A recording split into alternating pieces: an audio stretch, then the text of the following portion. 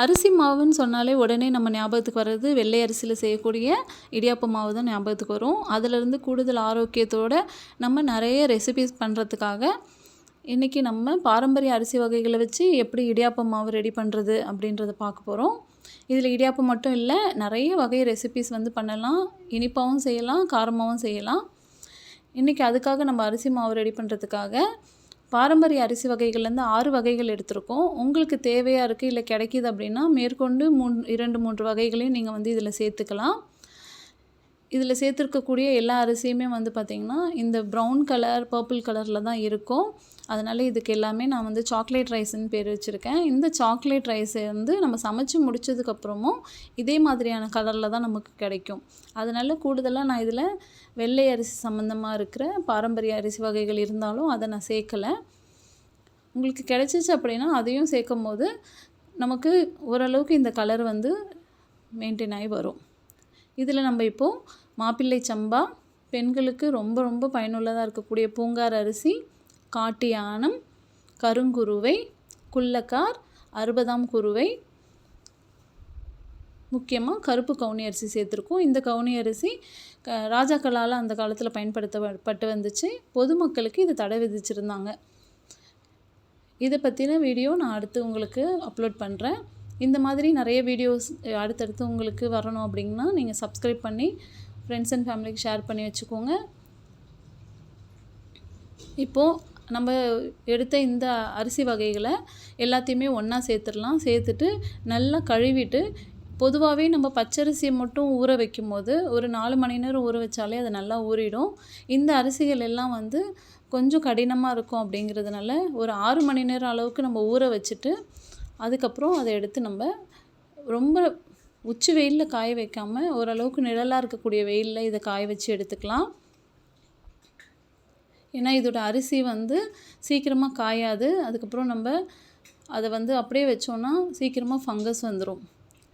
இப்படி வெயிலில் காய வச்சு எடுத்துகிட்டு வந்ததை நம்ம மிஷினில் கொடுத்து அரைச்சிட்டு அதுக்கப்புறம் ஒரு இரும்பு கடாயில் போட்டு வறுத்து ஆற வச்சதுக்கப்புறமா ஸ்டோர் பண்ணணும். அப்போ தான் அதோடய ஈரம் படாமல் கெடாமல் இருக்கும்.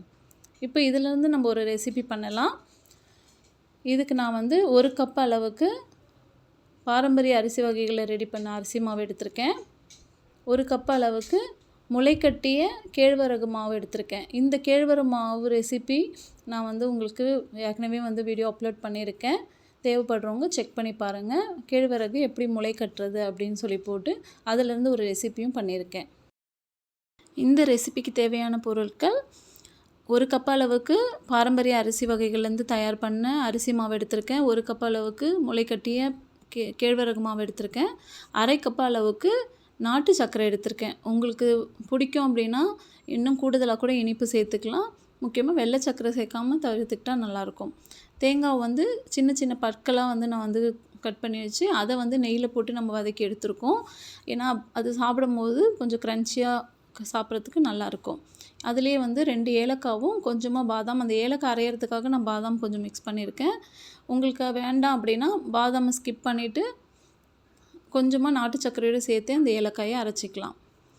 ஒரு பாத்திரத்தில் அந்த நாட்டு சர்க்கரையை அடுப்பில் வச்சு கொதிக்க வச்சுருக்கோம். இதுக்கு தண்ணி அளவு அப்படின்னு ஒன்றும் இல்லை. ஏன்னா நம்ம சப்பாத்தி மாவு பதத்துக்கு இது பிணைய போகிறோம். இதை பிசைகிறதுக்கு முன்னாடி இந்த தண்ணியை நம்ம வடிகட்டி வச்சுட்டா நல்லது. ஏன்னா சின்ன சின்ன மண், தூசி ஏதாவது இருந்தாலும் அது இல்லாமல் போயிடும். வடிகட்டி எடுத்த அந்த இதில் மாவுங்களை கொஞ்சம் கொஞ்சமாக நம்ம சேர்க்குறோம். அதில் நம்ம வறுத்து வச்சுருக்க பாதாம், ஏலக்காய், தேங்காய் இதையும் சேர்த்துக்கலாம். இதோட இன்க்ரீடியன்ட்ஸ் எல்லாமே எல்லா வீடியோக்கள்லேயுமே அதோட டிஸ்கிரிப்ஷனில் நான் கொடுத்துருக்கேன். அந்தந்த வீடியோ கீழே அது இருக்கும். வேணுன்றவங்க செக் பண்ணி பாருங்கள். இப்போ இதை நம்ம ஒரு சப்பாத்தி மாவு பதத்துக்கு தான் பிணைய போகிறோம். என்னென்னா இது நம்ம ரொம்ப கெட்டியான பதத்தில் பிசைய முடியாது. ஏன்னா இது அரிசியும் வெறும் ராகியும் தான் மிக்ஸ் பண்ணியிருக்கோம். அதனால் நமக்கு கொஞ்சம் ஒற்றை பதத்தில் தான் இருக்கும். ஒற்றை பதத்தில் இருந்தாலும் நமக்கு பரவாயில்ல. ஏன்னா நம்ம ஈரம் தொட்டு தொட்டு ஒரு அடை மாதிரி இது பண்ண போகிறோம். இப்போ நான் வீடியோவில் காமிச்சிருக்க மாதிரி நீங்கள் ஒரு இரும்பு தவாவில் கொஞ்சமாக நெய் விட்டு அது மேலே ஒரு கையளவுக்கு உருண்டை எடுத்து இந்த மாவை வச்சுட்டு கொஞ்சமாக தண்ணி தொட்டு தொட்டு நம்ம அதில் தொட்டு எடுத்துகிட்டு மேலே கொஞ்சமாக நெய் விட்டு ஒரு இந்த பக்கமும் அந்த பக்கமும் ஒரு 2 நிமிஷம் ஸ்லோ ஃப்ளேமில் மூடி போட்டு வேக வச்சோன்னா இது நல்லா வெந்துடும், சாப்பிட்றதுக்கும் நல்லாயிருக்கும்.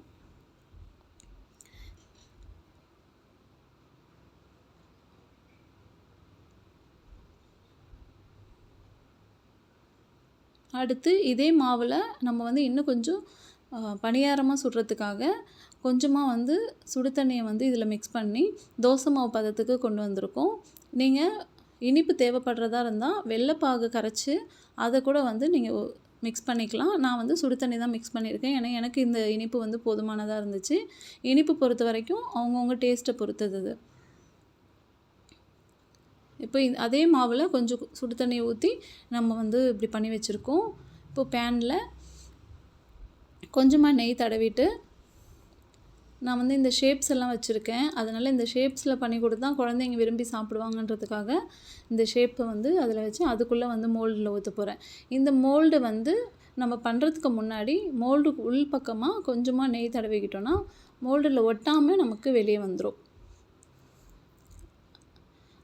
இதே மாதிரி தான் நம்ம திருப்பி போட்டு மூடி போட்டு வேக வச்சோன்னா சீக்கிரமாகவே வெந்துடும்.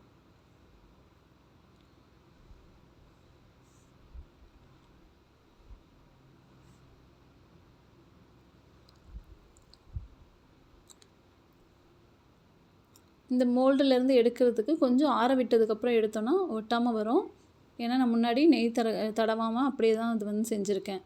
அடுத்து ஒரு குழி பணியார பேனில் நம்ம கொஞ்சமாக நெய் விட்டு இது எப்படி அடையும் மோல்டில் எப்படி வந்து ஊற்றி பண்ணமோ அதே மாதிரி இதையும் ஒரு 2 நிமிஷம் இந்த பக்கமும் அந்த பக்கமும் வேக விட்டு எடுத்தோன்னா நமக்கு பாரம்பரிய அரிசி வகைகள்லேயும் முளைக்கட்டிய கேழ்வரகுலேருந்தும் ரெடி பண்ண பணியாரம் அடை ரெசிபி ரெடி ஆகிடும். இது சாப்பிடவும் நல்லாயிருக்கும், ரொம்ப ரொம்ப ஹெல்த்தியானது. நிறைய ஜங்க் ஃபுட் சாப்பிட்டுட்ருக்கேன் இந்த டைமில். ஈவினிங் டைமில் ஸ்கூல்லேருந்து வர பசங்களுக்கும் ஆஃபீஸ்லேருந்து வரவங்களுக்கும் இதை செஞ்சு கொடுக்கும்போது ஹெல்த்தியாகவும் இருக்கும். விருப்பப்பட்டால் இதில் மேலே கொஞ்சம் சாக்லேட் அந்த மாதிரி ஏதாவது கார்னிஷ்காக பண்ணிக்கலாம். நான் வெறுமனே தான் பண்ணியிருக்கேன். இந்த வீடியோ உங்களுக்கு பிடிச்சிருந்தா லைக் பண்ணி சப்ஸ்கிரைப் பண்ணி ஷேர் பண்ணுங்கள். கண்டிப்பாக இந்த ரெசிபியை ட்ரை பண்ணி பாருங்கள்.